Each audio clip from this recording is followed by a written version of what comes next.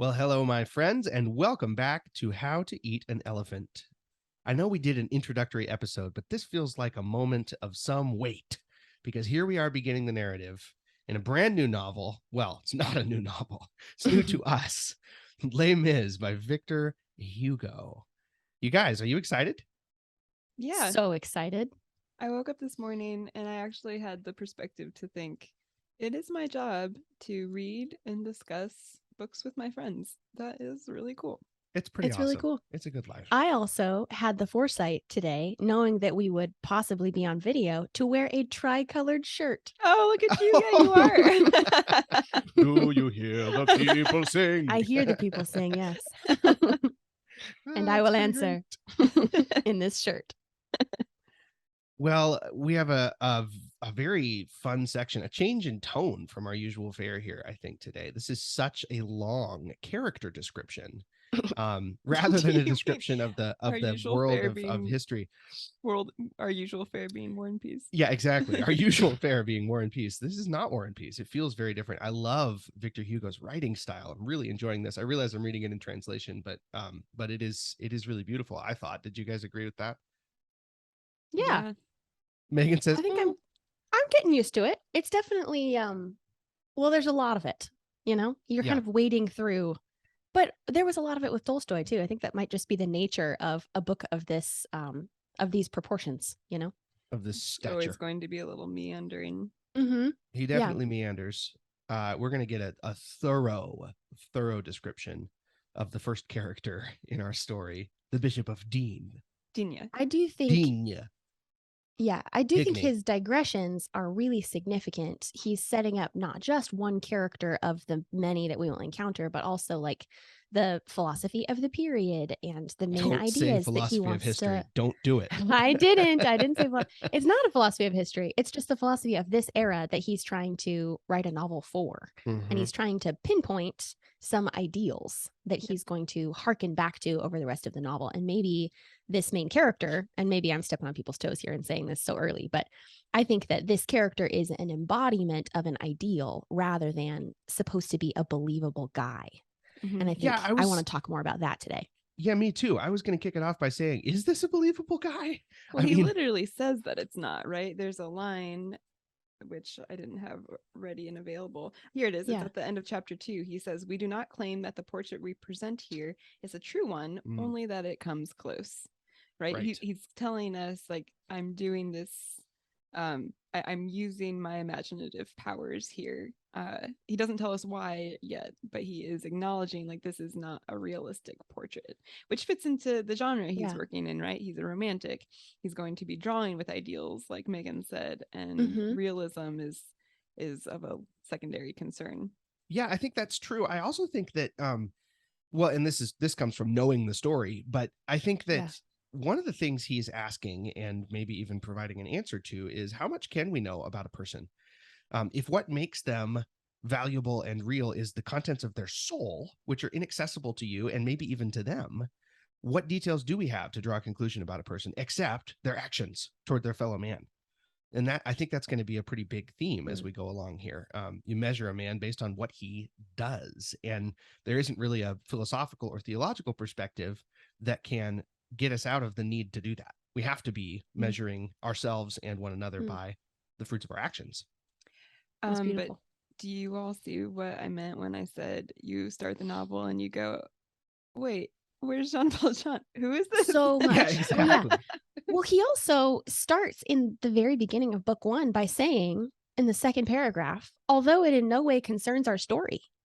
And then for the entirety of book 1, called Fantine, we don't get a mention of Fantine. No, I don't know who this lady is. Much less Jean Valjean. This actually, professedly by the author, has nothing to do with the primary plot that he's going to tell us. It's a device. This whole book 1 is a device in the part of the author, providing us with something else. And what Emily said about Hugo being a romantic, I think is a fascinating paradox, because what he's doing here is, on the one hand, not providing you realism, not giving you a character that is like life on the page. Right. But he's also really concerned with validating the existence of this character with other sources. He's referencing the gossip, the rumors that he's heard about him. He's referencing the financial documents that he's found about this guy, and the letter that Madame Baptistine has written. And he rejects the name of the conventionist. Right, exactly. And of the There's senator. Attention to historical accuracy, even as he's not trying for realism. What did you guys think about that? What's the purpose there? Well, that's a great question. It's more fitting to the writing of his own time, right? By the time he's writing, Romanticism has kind of gone out the window, and we are getting to a more realistic time. And authors like Melville, Hawthorne on the other side of the ocean are Austen does this, right? They use things like that, like the redactions, or the letters, or the insistence on historical documents to add some weight to what they're trying to say, to make it look as though it's something real and something worth paying attention to. It reminded me of the time period that came before him, where novelists felt like they had to justify their project, that people didn't see a novel or a narrator in a novel as worth listening to. Like, why would you just jump into someone's story and listen to their life if they didn't have something to teach you, or relevance to your life that would convince you that a novel has merit? It's like he's calling back to that older generation and saying, let me justify the worth of this project. It's going to teach you something. But that isn't as much of an issue when he's writing. So the fact that he continues to do that is interesting. Seems interesting. One thing that it does is it breaks up his own first person, like omniscient narrative of the character, and forces us to look at this character from a variety of different angles, right? And we're seeing, like Ian, actually it connects to what Ian was saying, right? We can only see him through his actions, and now we're being invited to see him through the historical evidence he left behind, his receipts, his budget, his letters, what other people said about him, right? Like, we're seeing evidence of his life, even though he's a fictional character. Yeah, I like that. Before we really dive in, though, I know that last time we talked, Megan was interested in discussing the preface that Hugo leaves us from Hopeville House. I was thinking I would read it out loud and then then sick Megan on it and see what she saw in here. I mean, it's obviously really interesting. Megan, do you know, is this spoken by one of the characters? Is this from the author himself? I had understood that this is from the author himself, like a preamble to the work. Okay. Hopeville House is where he's writing in the Guernsey Islands in England in exile. Okay. There we go. So Hugo gives us this to kick off his novel. So long as there shall exist, by reason of law and custom, a social condemnation, which in the midst of civilization artificially creates a hell on earth and complicates with human fatality a destiny that is divine. So long as the three problems of the century, the degradation of man by the exploitation of his labor, the ruin of woman by starvation, and the atrophy of childhood by physical and spiritual night, are not solved, so long as in certain regions social asphyxia shall be possible. In other words, and from a still broader point of view, so long as ignorance and misery remain on earth, there should be a need for books such as this. Dude. That's quite a line. Yeah. It's hard to know where to begin in talking about this little introduction, because he is, well, I think that he has boiled down and distilled the essence of his novel, or at least the purpose as he sees it, of this work of art. It's a work of fiction, but he intends for it to comment on the social truths, or the things that he's passionate about changing in his social scene. He names the primary problems that he thinks are at the heart of the social issues of his time, and he wants to talk about human nature and how humanity interacts with the divine. He's put all of that into one tiny paragraph, or, I mean, it looks like one sentence. Mm-hmm. It is one sentence. It's a very long sentence. It's a very long romantic sentence. But his stated goal here at the beginning is every bit as broad and sweeping as Tolstoy's In War and Peace. He intends to write the epic of his generation. That's interesting. Thematically, with the section we're talking about today, I see that he is combining religious language or like spiritual language, theological language even, with social issues, right? It's a social condemnation. It's the ruin of women, the degradation of man. There are he even says that what happens is we're creating an artificial hell on earth. So there are religious connotations to a material earthbound problem. Yeah. He also references that word ignorance as the source of all of man's misery, which is something that dying revolutionary also says. He says the problems with all of France in the day of the Reign of Terror was the ignorance of the monarchy, the ignorance of the royalists. And so that's the problem that he and his fellows sought to bring down. And he's not sorry on his deathbed that is what he went to war against. And I think that was an interesting section I hope we talk more about, because I think Hugo might be standing with him in some ways and saying, yes, ignorance is the problem, but ignorance of what? Let's talk about that, I like that. I like that a lot. So let's dive into book 1, appropriately titled Fantine. Chuckle, chuckle, since we haven't met the woman yet. And talk about Monsieur Myriel. Yeah, our section for today is called An Upright Man.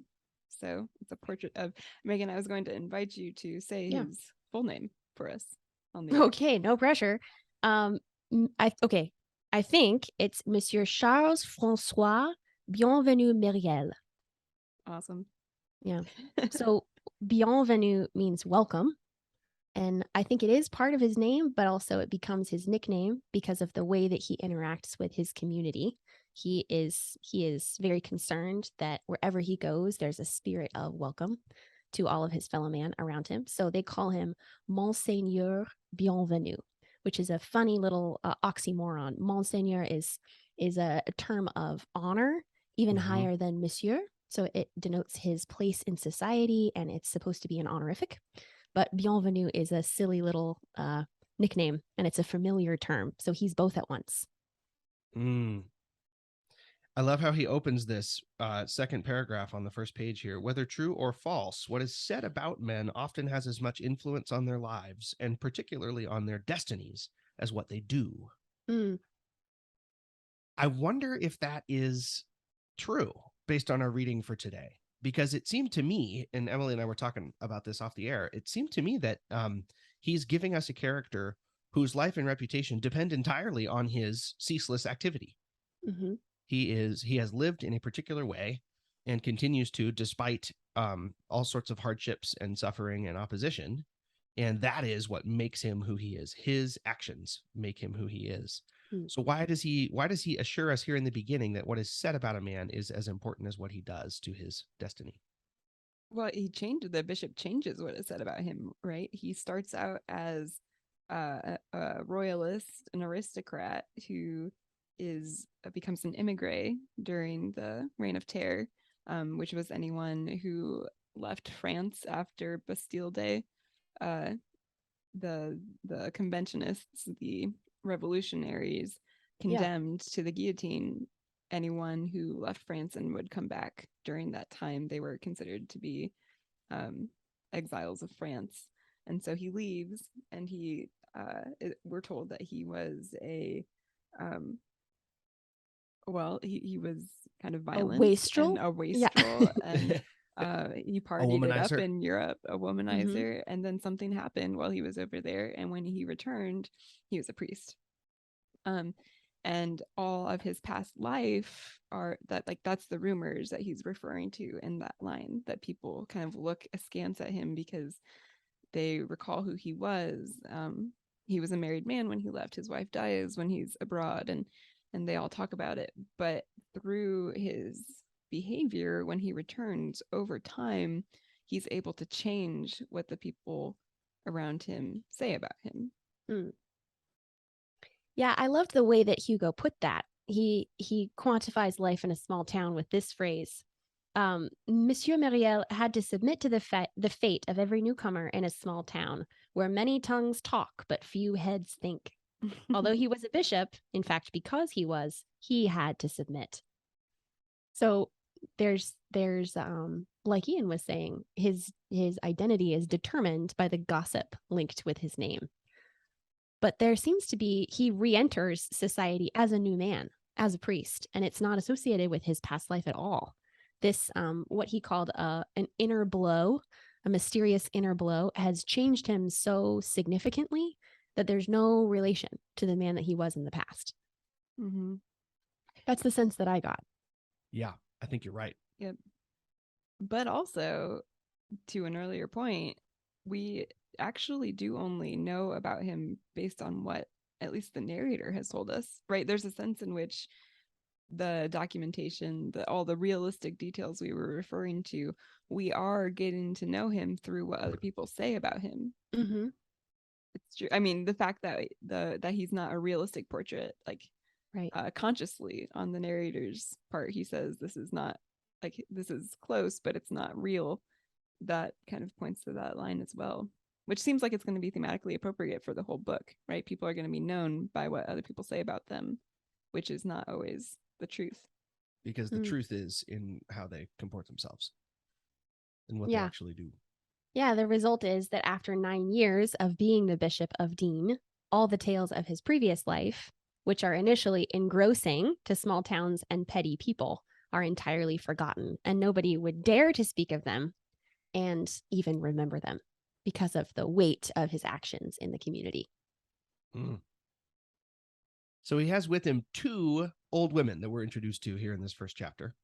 One, his sister, Mademoiselle Baptistine, and the other, her companion, Madame Magloire. Is that right, Megan? Nailed it. Nailed it on the pronunciation. You kind of create a W, Magloire, like that. Nice.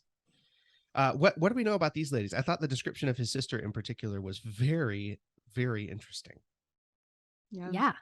Super weird. She's described kind of like an angelic being. Like she has so much spiritual life that she's forgotten she has a body at all. Yep. And she's kind of pale and almost translucent.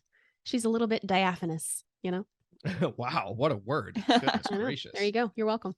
That reminds me of a description we get of the bishop at the end of our section, where it says that he had this violent temper before, but he had such a conviction that over time, like water creating holes in rocks, his conviction wears away at his temper and he becomes gentle.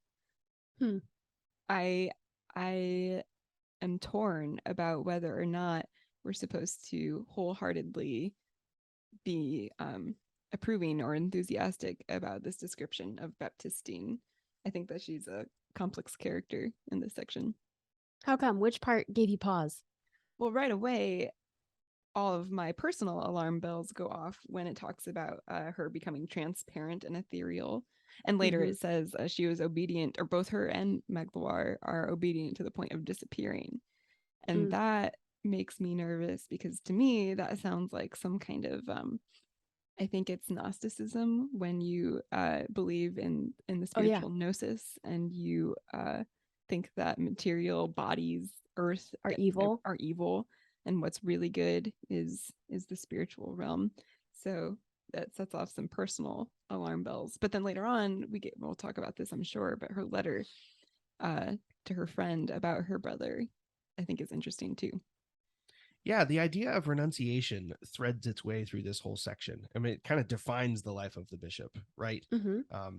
Sending all of his wealth that's due to his position, right? Sending it all away. I mean, with very, very few exceptions. I think he keeps what, 1,500 for his own like upkeep and for the upkeep of his 2 old ladies.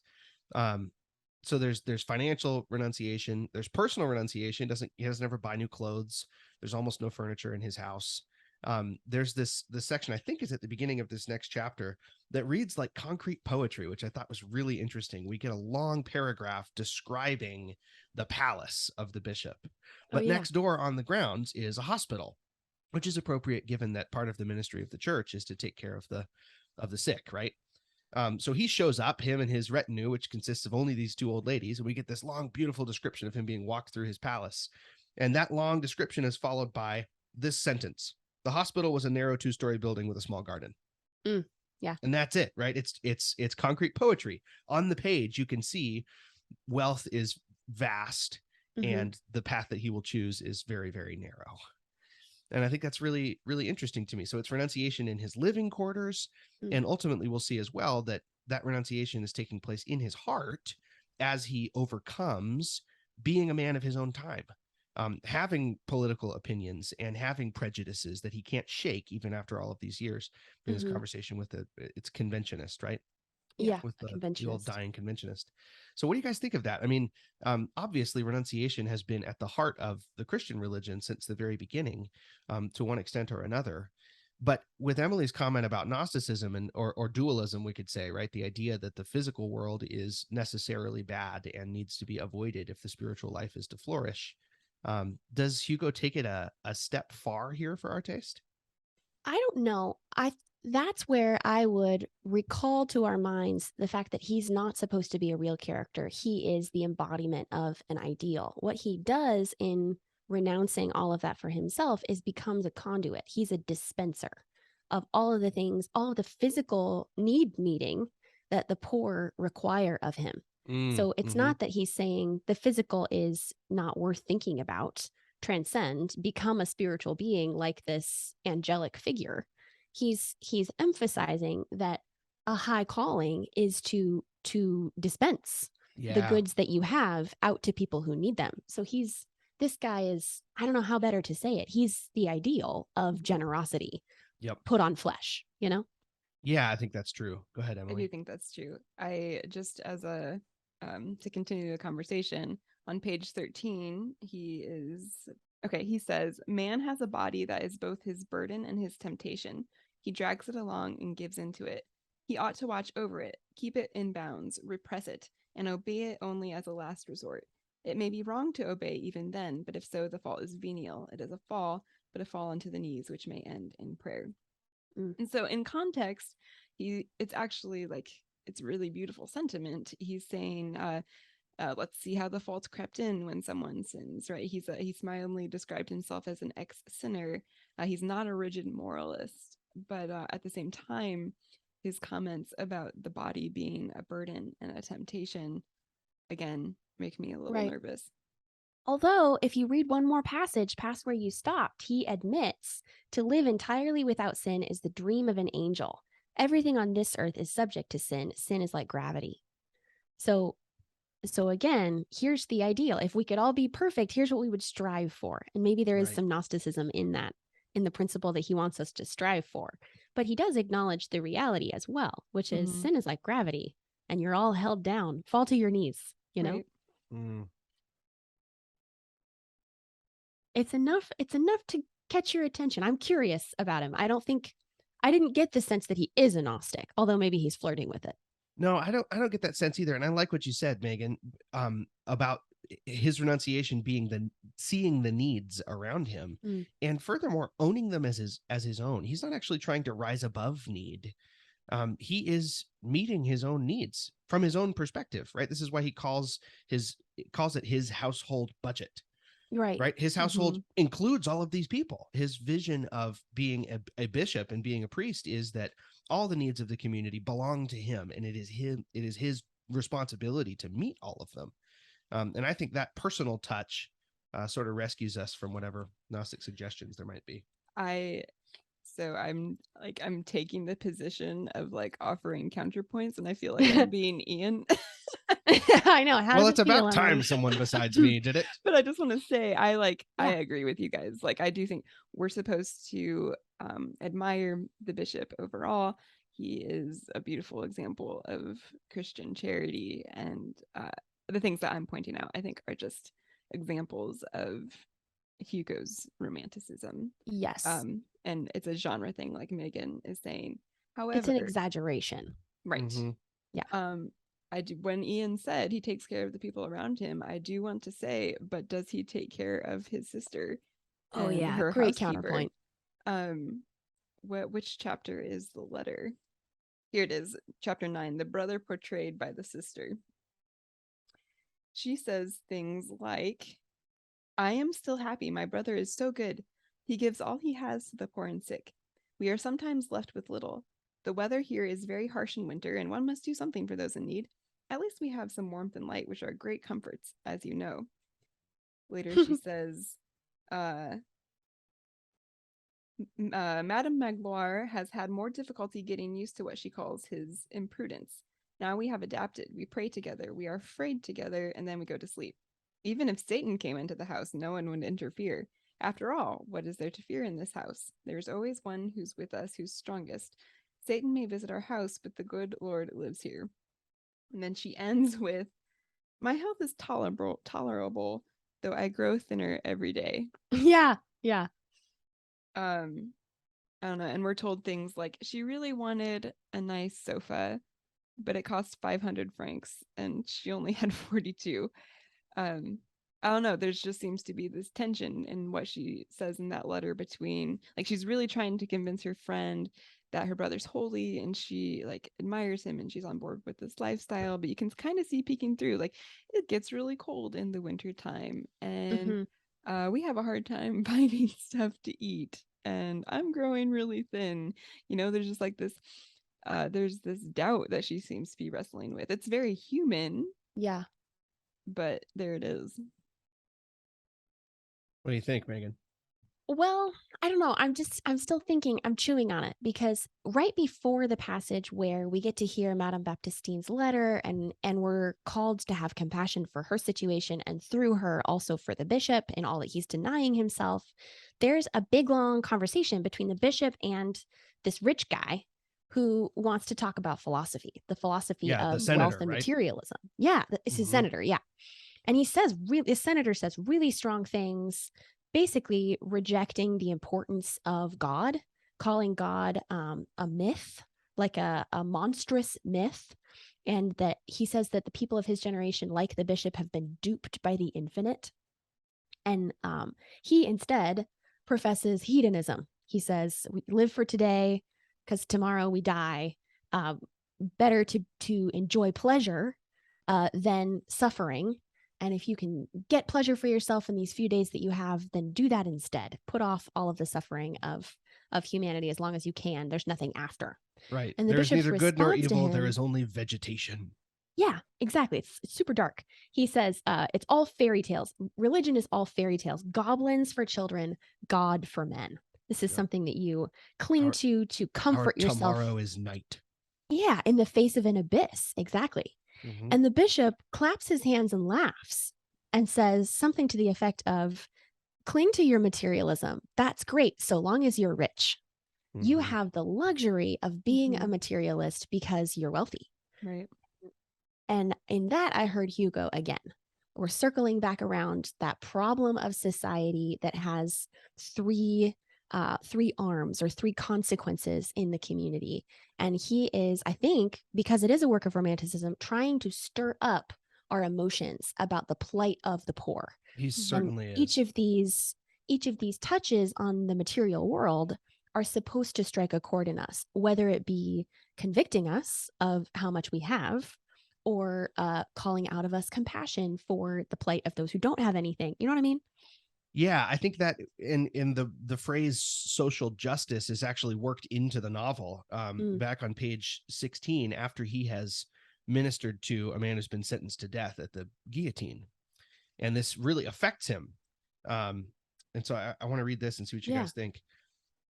The impression was horrible and profound. On the day after the execution and for many subsequent days, the bishop seemed overwhelmed. The violent calm of the fatal moment had disappeared. The phantom of social justice took possession of him. He who ordinarily looked back on all his actions with such radiant satisfaction now seemed to be filled with self-reproach.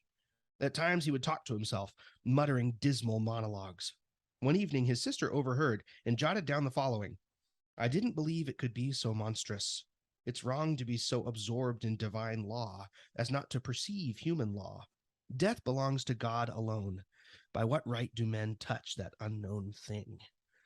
So on the one hand, yes, I think Hugo is portraying in this romantic palette the issues of his own era when it comes to politics and matters of social arrangement.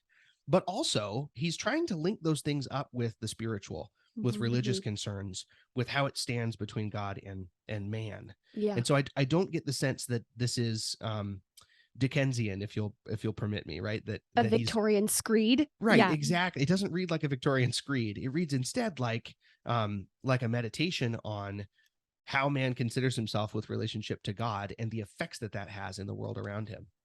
And the solutions that he's calling for are coming from the church, right?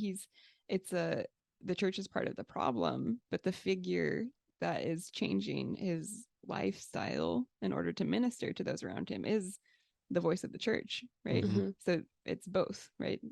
This conservative church figure both represents a problem and solution. Yeah, doesn't he say at one point in conversation with another powerful man, he says, I need you to give, look at the needs of your community. And the guy says, I have my own poor. And the bishop answers, give them to me. Right. Yeah. It's my job. It's the church's job to take on the needs of the poor in the community. And I'm willing and I'm eager, and give them to me. Yeah. Again, that ideal response. Yeah. The claiming of the needs of the community for the self, right? This is my responsibility and I will take it. So what do we do then? Because it's not exclusively this golden halo that we see painted over his head, because there's also the conversation with the conventionist, who's an old man who's because he didn't vote to have the king executed, has been allowed to remain in France instead of being exiled or killed, but has been shunned by his community for the rest of his days, has been living in this little ravine by himself. And word reaches the bishop, who's never visited this man, that the man is sickly and he's going to die. And so he's sort of convicted and realizes, well, it's my job to go up and see this guy. I'm going to go do it. But the scene that I expected based on the golden halo doesn't take place. And I thought it was really powerful. What did you guys make of that scene? Well, I think what you're leading us towards, I definitely acknowledge as well, that this is a scene where we get to see Monsieur Bienvenu behave like a man rather than like an angel. And he's clinging to some political ideals that make him heartless in this moment rather than like a well of compassion, as we've seen him be before. And he's never been to visit this guy before. This Monseigneur Bienvenu, he even goes to the mountains where there are bandits and braves, death and wild men. He will not be kept from any member of his flock. And yet this guy who lives in his town, he's never gone to see. So it's like evidence that he's got, what's the word I'm looking for? That he's got a blind spot. Not a grudge. Yeah, a blind spot, a political blind spot that won't allow him to recognize the humanity of this guy. He's also aware of it, right? I mean, we're given a little monologue in his head where he says, the shepherd should not recoil from the diseased sheep. Oh, but such a black sheep. Mm-hmm. Which makes perfect sense. I mean, I think he can't help but be a man of his own time. And so here he is faced with what he considers to be the heart of evil. But what does he actually find when he has a conversation with this man?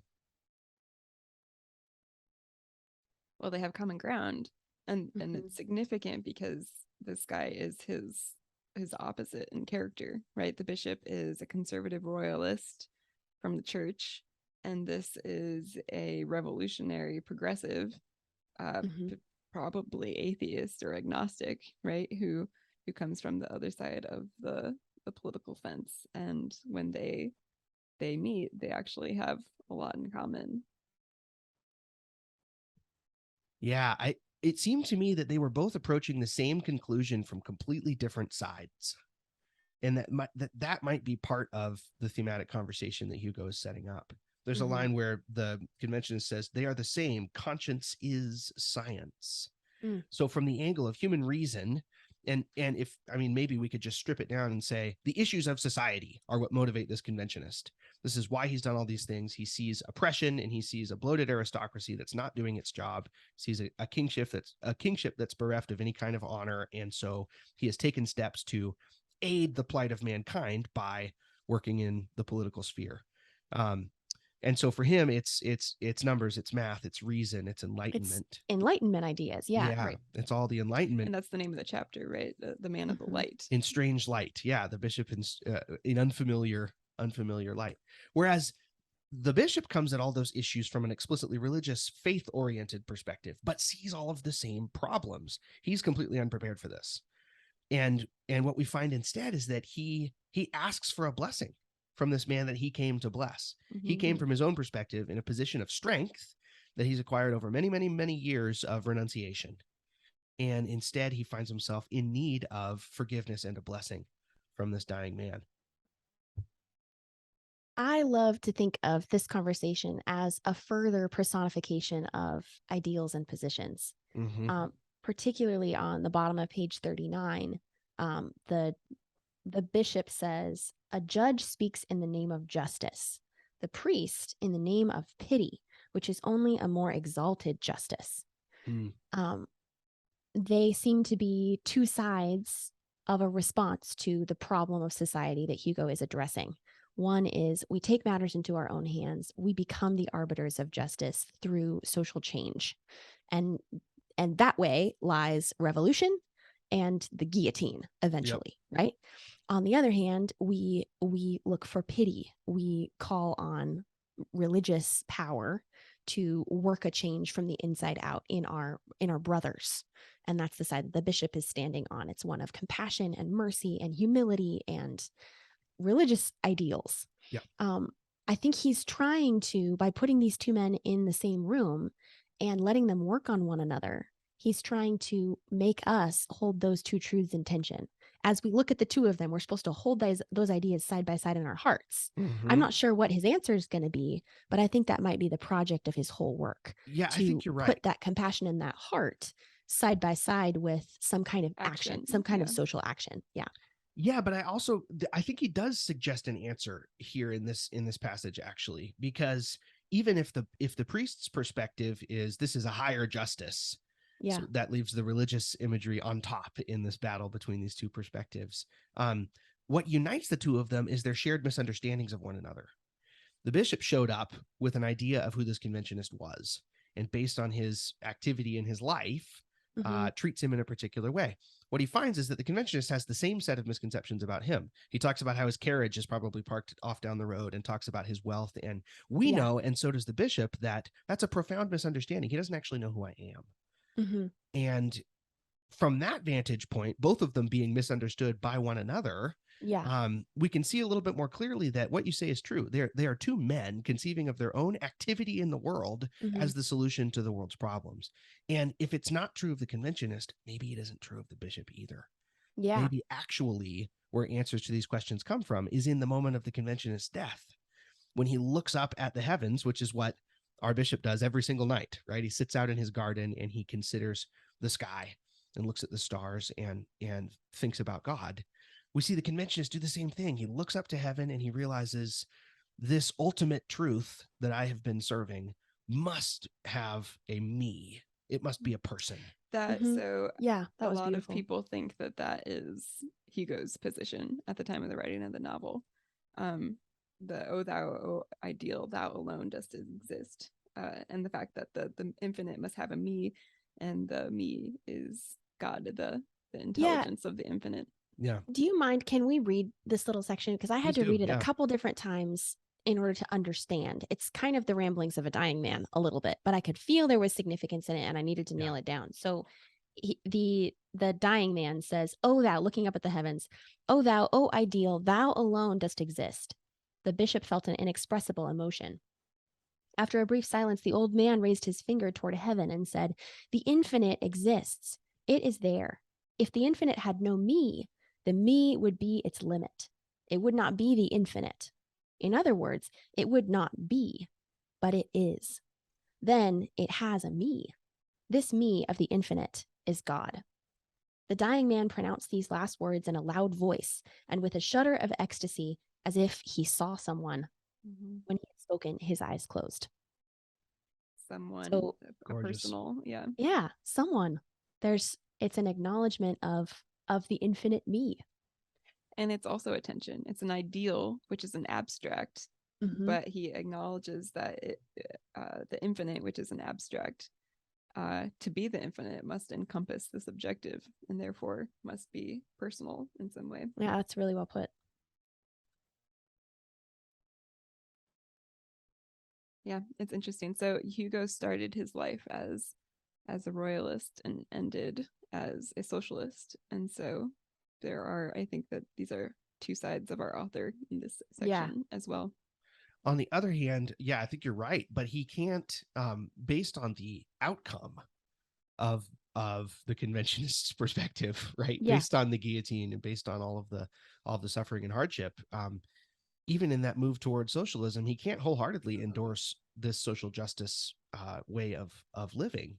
And I think we get a picture, maybe even more clearly, of Hugo's perspective in the chapter A Qualification, which comes right after this experience, where he sort of ends by saying, the bishop was not a philosopher, nor was he a politician. In fact, the fruit of his life came from him leaving those questions up to other people and saying, what I have been given, in particular, the responsibility that I've been given to care for those in my immediate orbit, is enough for me.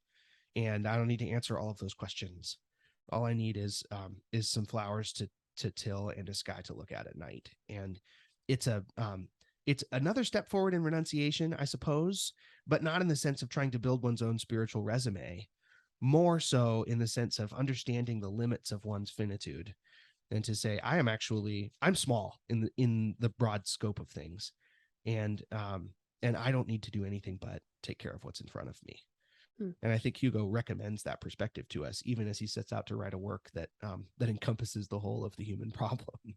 When you were mentioning the senator earlier who said all of life is vegetation, and he means that as like a dead materiality, my thoughts immediately went to this section where our bishop gardens and spends his night among the vegetation and is like, he's like a Francis of Assisi, right? He avoids insects. He avoids killing insects. And he twisted his ankle to avoid stepping on an ant. He's overly conscious of the animation of the vegetation. I loved the line, it's earlier than this, but where he talks about how his pastimes are reading and gardening, and it's all gardening. It's all gardening. Yeah, I loved that. The mind is a garden. Mm-hmm. Yeah, I love that too. What did you guys think of his description, or his discussion rather, of success? In passing, we might say that success is a hideous thing. Its false similarity to merit deceives men.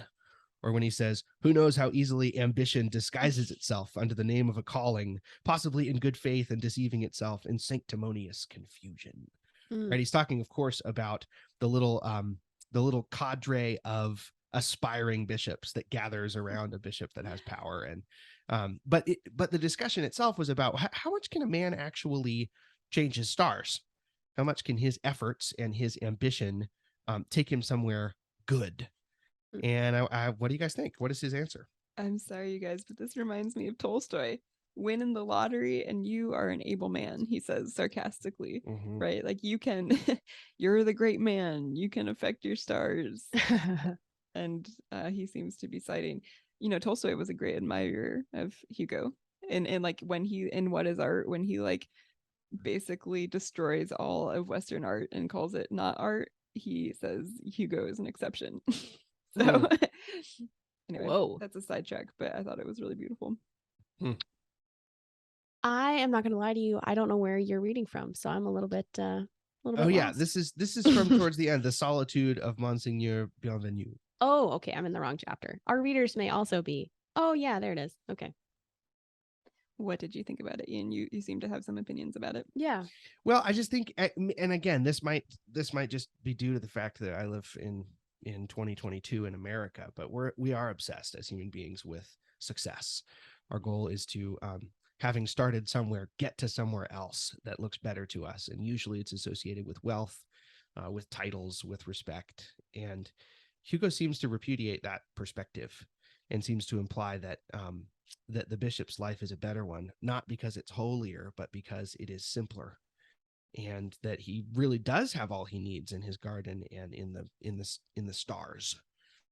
And I wonder what you guys think about that. It's attractive to me, given that we're all, like I said, in 21st or whatever century we are in America, and trying to make our way in a world that rewards a particular kind of backbiting and manipulation of the people around us to improve our circumstances. I don't know if this is exactly where you want to go with this, but I noticed when I read this part that the conversation about success immediately follows some ugly underbelly of the church that he points out. Yeah. A kind of hierarchy within the church structure and this vying for position that's present even among the clergymen. He says on page 50, every cowl may dream of the tiara. In our day, the priest is the only man who can regularly become a king. And what a king, the supreme king. So what a nursery of aspirations is a seminary. How many blushing choir boys, how many young abbés have the ambitious dairymaid's pail of milk on their heads? Who knows how easily ambition disguises itself under the name of a calling, possibly in good faith and deceiving itself in sanctimonious confusion. That seems to be apropos, given that what he's going to talk about next is success and whether or not you can attain it. And I think maybe he is urging us to consider even Monseigneur Bienvenu as, as susceptible to this kind of idealizing of success in his own realm. Just because it's holy, it's a holy realm, doesn't mean he's not getting some identity from the kind of guy that he is, and this sanctimonious confusion. That's interesting. I hadn't thought about that line as turned back around on the bishop. I mean, it seemed maybe it's on a its misreading. face. I don't know. It makes sense to me. I mean, on its face, it's about the people that don't gather around him because he won't help them get anywhere. And it's a reason for his loneliness because he's not offering anyone a path to success, and so no one wants to be where he is. That might be more consistent with the rest of the passage. But I don't know. One of the other things going on there is he's saying this is the impact of society at large on the church. And to zoom in on the bishop specifically, this is the impact of society at large on the human heart. We are made for the kind of life that the bishop is living. That's the life that we're called to, and the life that in which the human spirit actually thrives. But instead, what we all chase is what he calls the advice which falls drop by drop from the overhanging corruption, which is succeed. That's the advice that we're given. And I think he intends to say that is actually not what's going to cause your heart to thrive. It just isn't. And I agree with him. I think I agree with him about that. I do want to clarify, though, that I don't think I'm reading it correctly when I apply that to a criticism of Monsieur Bienvenu, because his purpose in this chapter is to be an ideal of a good way of living, or an ideal of a virtue that all men should strive for if they would be happy. And immediately after this rousing statement about the depravity of even those within the church, Hugo says that Bienvenu he doesn't fit in with this community of strivers. And like you said, it's why he is alone. It's why he doesn't have a following of young clergymen. And I think probably he's not criticizing him. I think it's helpful, though. It's a helpful thought experiment because we do see him, this is afterwards, but we do see him being sanctimonious with the conventionist. He's tempted by it, as we all are. And if he is the ideal, if he's the model for the story, his response to recognizing that in himself is to kneel for repentance. Yeah. So I think that's a helpful softening of his character, because otherwise it would be really easy to see his life as just another way to define success, right? Yeah. You don't have to succeed by having honor and titles and money, but you do have to succeed in being perfectly holy and virtuous. Right. And there's a severity to that as well. But because he's painted Muriel with a flaw, we can see that all things tend towards being on our knees, right? Yeah, I think that's true. And the other distinction that I'm thinking about now is that his behavior and his generosity, we're told, comes from a conviction that filters down into his heart over many, many years of effort. But his contentment doesn't come from that. His contentment comes from the way a human being is, and the fact that that a little garden to walk in and immensity to reflect on is enough. And so I think that distinction might be really important. He isn't content because of the way he has decided to live his life. He's content because this has been given to him, a garden and a sky. And I can hear Hugo saying, you have those things too.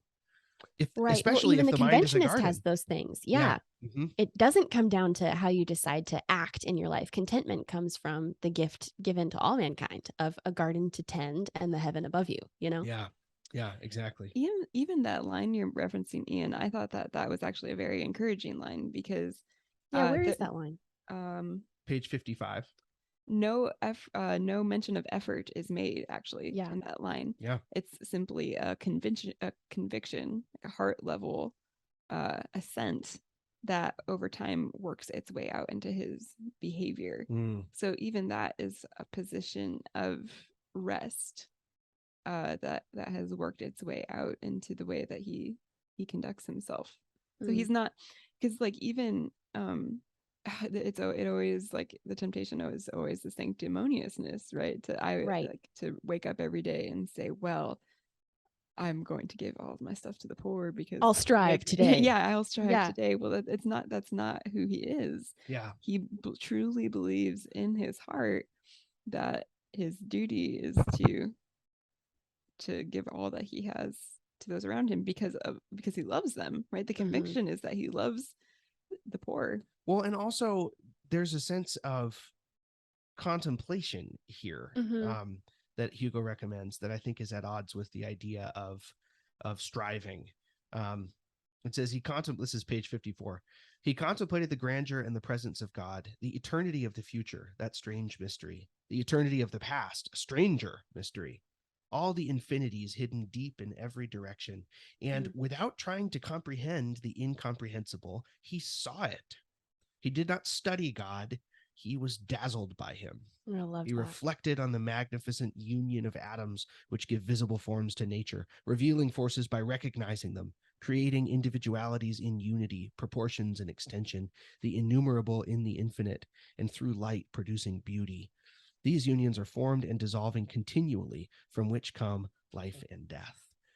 So there's a sense in which he is actually acted upon by all of the things around him. Yeah. And the implication is maybe he's also acted upon by the presence of the poor. Maybe he's acted upon by the presence of need. And because he experienced it himself, right? In his exile in Europe. His sympathies were awakened. Yeah, I'm going back. I'm trying to find that section, just that one reference to how the change came about, because he was a wastrel and then there's one sentence and suddenly he's a priest. And I wonder if there's anything to plumb in that one sentence. Yeah, it just says, in the midst of flirtations and diversions that consumed his life at that time, he was suddenly overcome by one of those mysterious inner blows that sometimes strike the heart of the man who could not be shaken by public disasters of his life and fortune. I don't know. We don't get to see what the inner blow was. But I think we can infer that it had to do with watching the suffering of his fellow aristocrats. Yeah, I think the sentence before ended with, it's terrifying particularly to the exiles who witnessed from afar, magnified by horror. So empathy, maybe? Yeah, I think so too. But I think it's important. I mean, Hugo seems to emphasize that it's not an intellectual change that comes over him, that it's a heart level change, that all of this comes from his heart. And on page 56, towards the end of our reading for the day, he says, however that may be, there are men on earth, if they are nothing more, who distinctly perceive the heights of the absolute in the horizon of their contemplation, and who have the terrible vision of the infinite mountain. Monseigneur Bienvenu is not one of those men. He was not a genius. He would have dreaded those sublime heights from which even some very great men like Swedenborg and Pascal have slipped into insanity. Certainly these tremendous reveries have their moral use, and by these arduous routes there is an approach to ideal perfection, but for his part he took the shortcut, the Gospels. So it's not a product of superior intellect. It's not a product of dedication to unraveling the mysteries of the world. He doesn't look around, see a problem, and search in his mind for a solution. He simply is inspired by the things going on in his heart and acts unselfconsciously. I would be really curious to know what the French is for the words inner blow, because in the English, the word blow has multiple connotations, right? It's a knock, or like a hard knock, or it's a wind, right? A quickening. Yeah. Yeah. Ooh, that's cool. Well, I like that because of where our section leaves us. The picture of Monsieur Bienvenu that we have at the end, he's kind of like a doctor. There's a lot of language. I actually had to look a word up. Did anybody else have to look up the word osculated? Auscultated. There's another T in there. Auscultated. Yes. I thought, what the heck? I've never even read that word before. Evidently, it means listening for the sounds of lungs and heart, etc., in a patient. So here he is. The line goes, one can no more pray too much than love too much. And like Saint Teresa, he loved the poor and he listened to their needs like a doctor listens at the lungs of a patient. And wow, that's awesome. Yeah, it was a beautiful image, but put him primarily in a listening and feeling role rather than an intellectual enlightenment role. Yep. I do think that tension, the more we talk about it, is getting really, really clear between an enlightenment perspective and a romantic one. Yeah. He says the whole world was to this good and rare priest a permanent subject of sadness, seeking to be consoled. So emotional, again, like you were pointing out, Ian. He said there are men who work for the extraction of gold. He worked for the extraction of pity. Yeah, the to speak back to what I was pointing out with the flirtation with Gnosticism, it is like in this scene, like this is the counterpoint, right? He is ministering to the body, and in fact the people are spoken of as a body that is sick, and he cares for it. So that in itself would be an argument against that. He does seem to love and respect the body. Which makes sense of his conversations with the senator also, when he responds and says materialism is excellent, right? He's not saying not the body but the mind, not the body but the soul. Right. He affirms it is good to be satisfied. Yeah. If only we could all be. Yeah. Right. Well, if this is a backdrop, like an ideological backdrop that we've just gotten to see, I'm excited to see some real life characters walk around in this world he's just drawn. I don't think that's what we had just now. No, I don't think so either. From my understanding, I do believe we are about to meet Jean Valjean. Excellent. Yeah, buddy. Well, let us go off and meet him.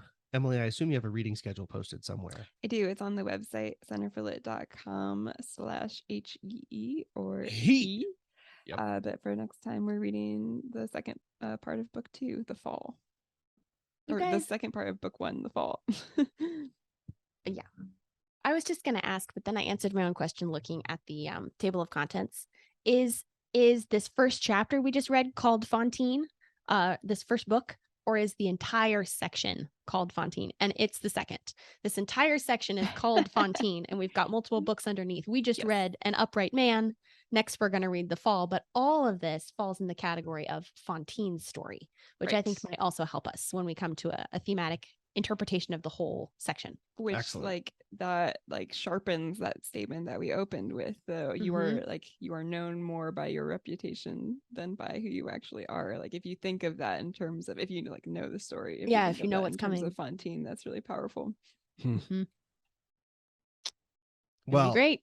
Thank you both for your insights, and thank you listeners for joining us. As always, we'd love to hear from you, so hop on Facebook and join the group, and let's talk about this great novel as we go along. Have a great week, and we will see you next time around on How to Eat an Elephant. Bon appetit. Bon appetit.